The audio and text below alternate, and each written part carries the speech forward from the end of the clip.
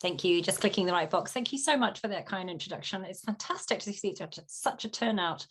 Trollope will be completely thrilled, needless to say. So I'm going to talk very informally. I promise to obey the rubric of not going beyond chapter 14, but I'll give you a little bit of context about where this novel comes from and what its peculiar character is in Trollope's lineup of fiction. So you're probably aware that he's writing it between 1869, the end of December 1869 and August 1870, but it's not published until the following year in the Fortnightly Review. And it's made the lead piece. So the Fortnightly Review context matters. It doesn't come out as a novel in the first instance, like so many of his fictions, his long fictions. It comes out in serialized form in chunks of roughly 4 chapters at a time. Although he's starting to play around. This is exactly the period where he's starting to experiment with that format a little and have a bit more fun and create a bit more space for himself. The title tells you something immediately. This is a bit of a cheat, but I also wanted to start with a cheat because the novel is very much about cheating and lying and being a bit slippy with the truth. It's the best image of, high performance jewelry that I could find from the period, but it's actually 1902. It's the Countess of Dudley. And there she is in all her finery, almost certainly in India at the time. And it's an image that I like because it follows on from the previous generation Countess of Dudley, who does have a direct tie with this novel. I'm not going to give too much away about that. I will come back to her when you've read the whole of it and tell you more of a story here. But these images of these very beautiful, in this case, rather sultry, somewhat withheld at the same time as self-displaying women, where the jewelry is very much part of a class performance, a performance of style, and also a performance of a very odd kind of ownership and being owned in society. This is the terrain of the novel. One of the things that makes it a very different novel to read and to certainly to edit from the others in the Palliser series is that it tips you straight into a world of criminality, of deceit, of shady dealings, of pawnbrokers, of lawyers having to work very hard to rectify things going awry, even in high families. One of the pieces that Trollope had written, quite unusually given his normal remit of interests, for St. Paul's magazine, was actually a piece about London crime and the growth of crime. He's clearly tapping into something that's a bit more sensational than the usual terrain that he's in. And he's very, very interested in how women relate to that London society world in which not everything by any means is as tidy, as polite, and as right as it ought to be. Now, diamonds especially, there is a very famous novel, as I'm sure many of you are aware, from just a few years before, 2 years before, 1868, Wilkie Collins's The Moonstone. It's often seen as a comparative of this novel, and it's a helpful one, I think, to the extent that it enables you to think about what a diamond does as soon as it's put into a Victorian novel. And indeed, it's not just Victorians, it goes on, I think, being the case. It is almost impossible to conceive of a novel having a role in a fiction without that diamond being open to expropriation or stealing or mislaying. In other words, a diamond is a sort of promise of a plot, if you like, and a plot of theft, a plot of questionable ownership. There's a huge resurgence. I will save most of the detail of this again for the end of your ruminations on this novel when you've all finished. There's a huge resurgence of interest in diamonds by critics of Victorian fiction and culture at the moment. A couple of books out just in the last year, and a clear growth of investment in digging into the specificity of particular diamonds, most obviously the Koh-i-Noor, but also a sort of wider hinterland of the expropriation of jewels, especially from India, later from South Africa. And already in that period, there's a deep curiosity about the way in which a diamond, in its beauty of form, signals something that has been suspiciously transformed from very, very dark and dirty origins.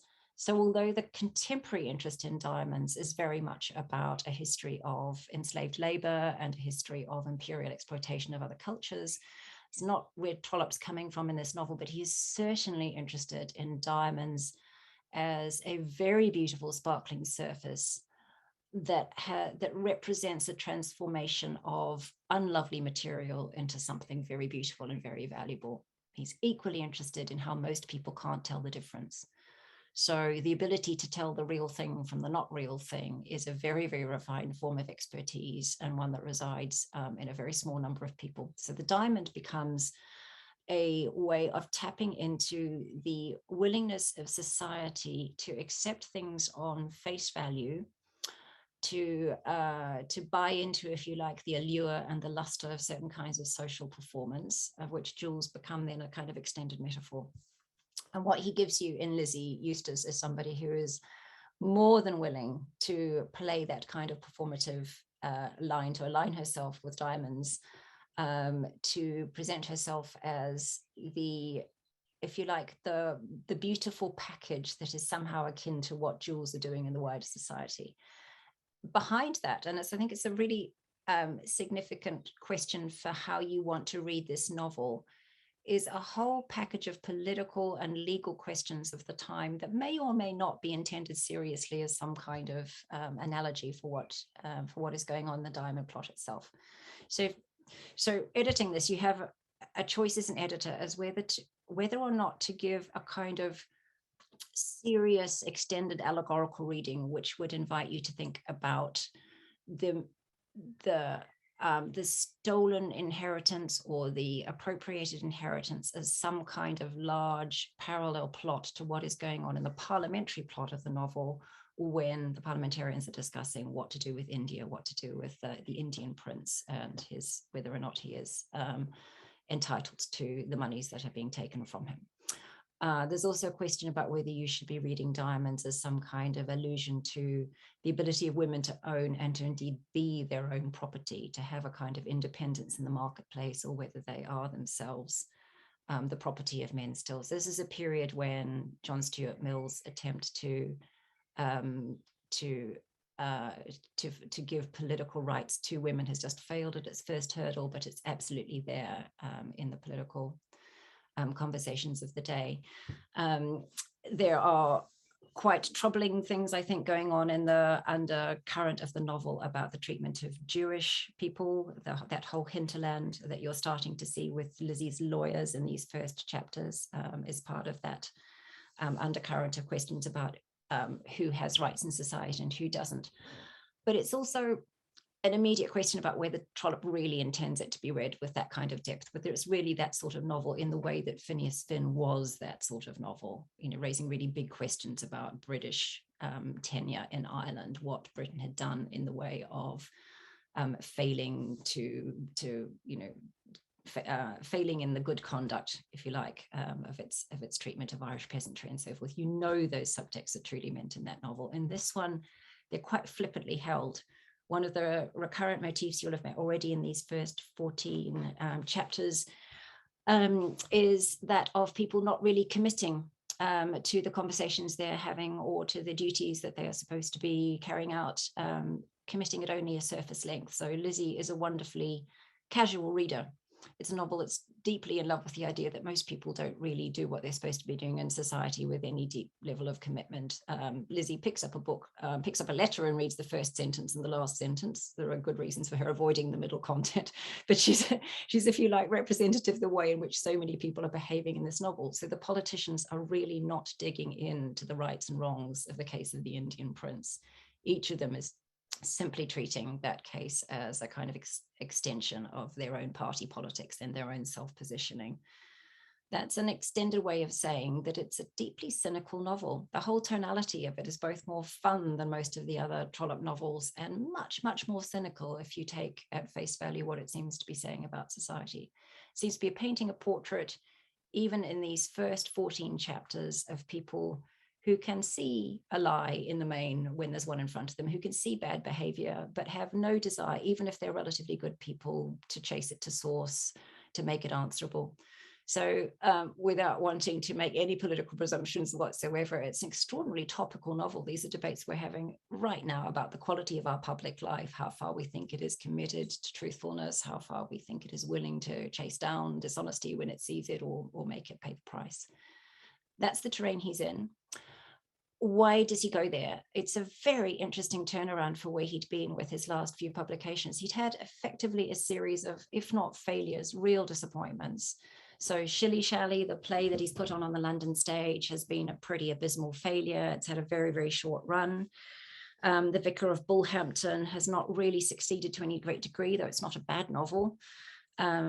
His titles even were becoming cumbersome. There's a sort of sense that he was getting a bit bogged down. So Henry Hotspur of Humblethwaite is not the lightest on its feet of Trollopian titles. An Editor's Tales, the big collection of short stories. There's some recent interest in that. There are actually some very interesting pieces in it, but it's not really succeeded. And he's, even in the course of writing the Eustace Diamonds, he seems to have been quite easily distracted. He pulls out at one stage to go and write a long book about Cicero. He's not really continuing, if you like, in any orderly sense. And yet this novel is fantastically light on its feet. It's funny, it's stylish, it's irrelevant. I find it helpful personally to think about the fact that he'd been trying to succeed on the stage and had not done as well as he wanted to, because this is a very theatrical novel. That end of chapter 4 that you've read, where he turns towards the reader in effect and says, really, I'm doing what a theatre writer does. I'm giving you thumbnail sketches of characters. I'm giving you the personality in the way Ben Jonson would do, to say, you know, here comes X character, this is what they're like.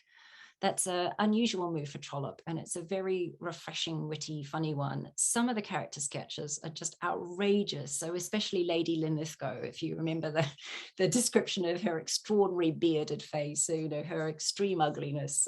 It's a novel full of really rebarbative old women and difficult encounters between older and younger generation standing up for themselves, but also these wonderful sort of proto-Wildian old women giving them a very, very hard time.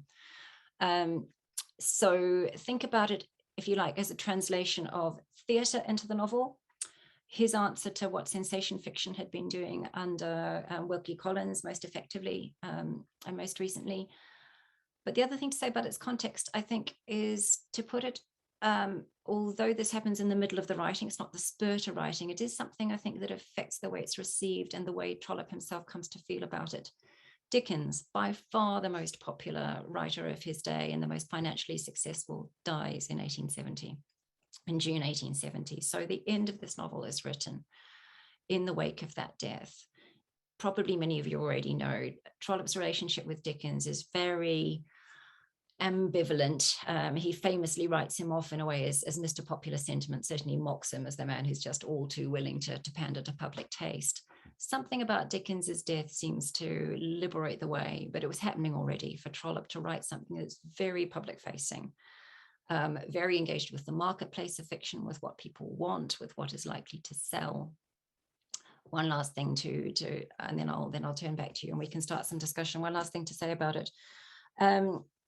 When I say it's interested in lying, in deceit, in the tenor of public life and the tolerance of public life for a certain level of not just untruthfulness, but no consequences for untruthfulness, there is a wonderful line of interest in this novel in cosmetics. It's a very topical thing for reasons I'll give you the detail of when you've finished reading it.